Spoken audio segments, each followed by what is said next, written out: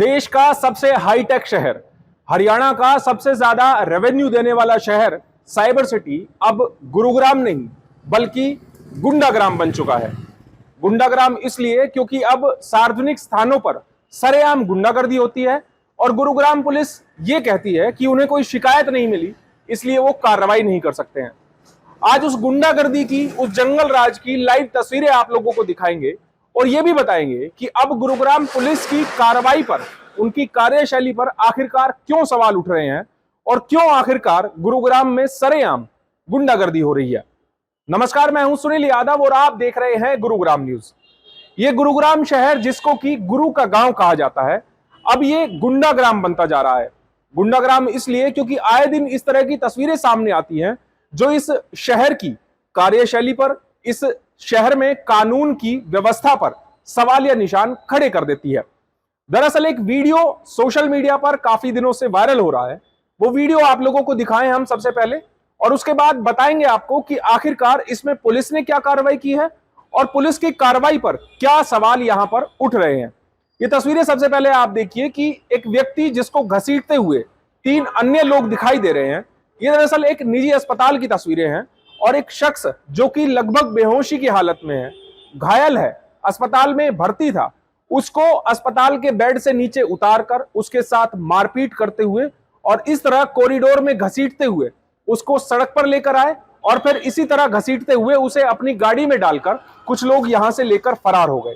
अब इस वीडियो के सामने आने के बाद गुरुग्राम पुलिस की कार्यशैली पर सवाल उठ रहे हैं। आपको जरा बताते हैं कि दरअसल ये तस्वीरें क्या हैं और क्यों आखिरकार गुरुग्राम पुलिस की कार्यशैली पर सवाल ये वीडियो उठा रहा है। दरअसल 31 मार्च को गुरुग्राम के सेक्टर 39 एरिया में एक व्यक्ति के साथ मारपीट की जाती है जिसका नाम रविंद्र कुमार शर्मा है, जो कि गुरुग्राम के भोंसी इलाके में किराए के मकान में रहता है। बताया जा रहा है कि जब रविंद्र के साथ किसी ने उसके साथ मारपीट की तो वो अपना इलाज कराने के लिए झाड़सा गांव के पास बने एक निजी अस्पताल में आया। यहां पर अपने दोस्त के साथ जब वो इलाज कराने के लिए पहुंचा तो पीछे से कुछ 3-4 लोग फिर दोबारा अस्पताल में घुसे हैं और अस्पताल में ही रविंद्र कुमार के साथ मारपीट की है। ये पूरी घटना अस्पताल में लगे सीसीटीवी कैमरों में कैद हुई है। ये तस्वीरें वाकई में हैरान कर देने वाली है और ये साबित करने वाली है कि गुरुग्राम आखिरकार गुंडाग्राम कैसे बनता जा रहा है। ये गुंडई नहीं तो इसे क्या कहेंगे, दबंगई नहीं तो इसे क्या कहेंगे। 3 शख्स अस्पताल में घुसते हैं, यहां पर और भी मरीज भर्ती हैं, वहां पर आकर गाली गलौज करते हैं, एक व्यक्ति के साथ मारपीट करते हैं, घायल व्यक्ति को बुरी तरह पीटते हैं जिससे वो बेहोश हो जाए और फिर उसको सड़क पर घसीटते हुए अपनी गाड़ी में लेकर डालकर वो यहां से फरार हो जाते हैं। अब जब ये पूरी घटना हुई तो इस घायल व्यक्ति के दोस्त ने गुरुग्राम पुलिस कंट्रोल रूम में सूचना दी कि कुछ लोग अस्पताल में आए और उसके दोस्त रविंद्र का किडनैप करके, उसे मारपीट करके यहां से अपने साथ वो लेकर चले गए। एक अन्य व्यक्ति ने भी अस्पताल की तरफ से भी गुरुग्राम पुलिस कंट्रोल रूम में सूचना दी गई, जिसके बाद गुरुग्राम पुलिस की डायल 112 की एक गाड़ी मौके पर पहुंची। ये तस्वीरें उस बात की गवाह है जब पुलिस टीम अस्पताल में पहुंची है और पूरे मामले की छानबीन में जुट गई। जब पुलिस को सारी जानकारी दी गई, जो 3 लोग इस रविंद्र कुमार शर्मा नाम के व्यक्ति को घसीट कर ले जा रहे हैं, इनकी गाड़ी का नंबर भी नोट कर लिया गया और वो नंबर गुरुग्राम पुलिस को दिया गया। जिसके बाद गुरुग्राम पुलिस ने अभयपुर में पहुंचकर इस गाड़ी को भी रिकवर किया और वहां पर जिस व्यक्ति को किडनैप करके ले जाया गया उसको भी पुलिस ने सकुशल बरामद कर लिया। लेकिन गुरुग्राम पुलिस की तरफ से इस घटना की 3 दिन बाद यानी कि 2 अप्रैल को शाम गुरुग्राम पुलिस के पीआरओ के द्वारा एक प्रेस नोट जारी करके बताया जाता है। वो प्रेस नोट की कॉपी मैं आप लोगों को दिखाता हूं, आप भी इसको जरा पढ़ लीजिए और मैं आपको बताता हूं कि इसमें लिखा हुआ क्या है। दरअसल पुलिस ने यह दावा किया है कि उन्हें एक सूचना मिली मारपीट और झगड़े की, जिसके बाद गुरुग्राम पुलिस अस्पताल में पहुंची, वहां जानकारी ली और उसके बाद जिस व्यक्ति का किडनैप करके ले जाया गया उसको जब पुलिस ने बरामद किया तो उससे जब पूछा तो उसने बताया कि फरीदाबाद के तिगांव गांव के रहने वाले हरेंद्र से रविंद्र कुमार का पैसों का लेन देन है और उसी पैसों के लेन देन के चलते हरेंद्र अपने साथियों के साथ उसे अस्पताल से लेकर गया और बातचीत की। इसमें रविंद्र कोई शिकायत नहीं देना चाहता है, गुरुग्राम पुलिस के पास कोई शिकायत नहीं है, इसीलिए पुलिस ने इसमें कोई कानूनी कार्रवाई नहीं की है। अब यहां से गुरुग्राम पुलिस की कार्यशैली पर सवाल उठने खड़े होते हैं। वो सवाल क्या है, जरा आप भी गौर कीजिए और गुरुग्राम पुलिस अक्सर इस तरह के सार्वजनिक स्थानों पर हुए लड़ाई झगड़े में किस तरह की कार्रवाई करती है वो भी मैं आप लोगों को बताता हूं।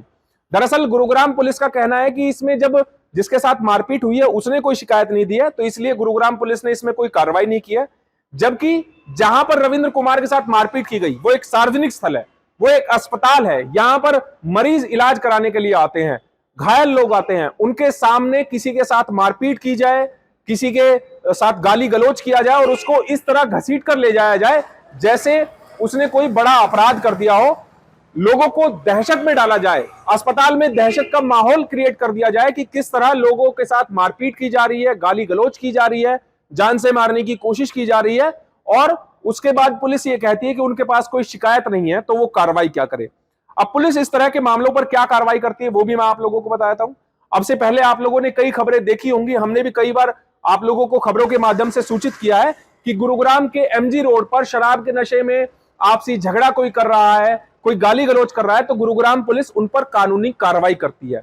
उन पर सीआरपीसी 151 और 107 के तहत कार्रवाई करती है पब्लिक प्लेस में न्यूसेंस क्रिएट करने के आरोप में, और उनको गिरफ्तार करके उनको बेल बॉन्ड पर छोड़ा जाता है और यह चेतावनी दी जाती है कि अगर वो अगले 1 साल तक इस तरह की कोई पब्लिक प्लेस में न्यूसेंस क्रिएट करेंगे तो उनके खिलाफ फिर से कार्रवाई की जाएगी और उनको जेल काटनी पड़ेगी। लेकिन यहां गुरुग्राम पुलिस ने जरा सी जहमत नहीं उठाई कि अस्पताल में मरीजों के बीच दहशत फैलाने की कोशिश की गई, लोगों को डराने की कोशिश की गई, एक व्यक्ति को बुरी तरह पीटा गया, उसको घसीट कर ले जाया गया और पुलिस किसी प्रकार की कोई कार्रवाई नहीं कर रही है। इसीलिए गुरुग्राम पुलिस की कार्यशैली पर सवाल उठ रहे हैं। हमने इस मामले में गुरुग्राम पुलिस से भी बात की तो उनका यह कहना है कि पुलिस को कोई शिकायत नहीं मिली है तो पुलिस कार्रवाई कैसे करे, लेकिन पुलिस को अधिकार है कि वो कानून के अनुसार, कानून के दायरे में रहकर एक पब्लिक प्लेस पर न्यूसेंस क्रिएट करने के आरोप में इन दोनों लोगों के खिलाफ कार्रवाई कर सकती है,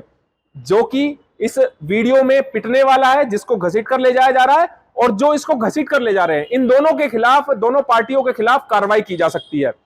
अब पैसों का लेन देन है, आपस में किसी तरह निपटा है, उस पर किसी का कोई जोर जबरदस्ती नहीं है, लेकिन पब्लिक प्लेस में इस तरह से मारपीट करना, इस तरह के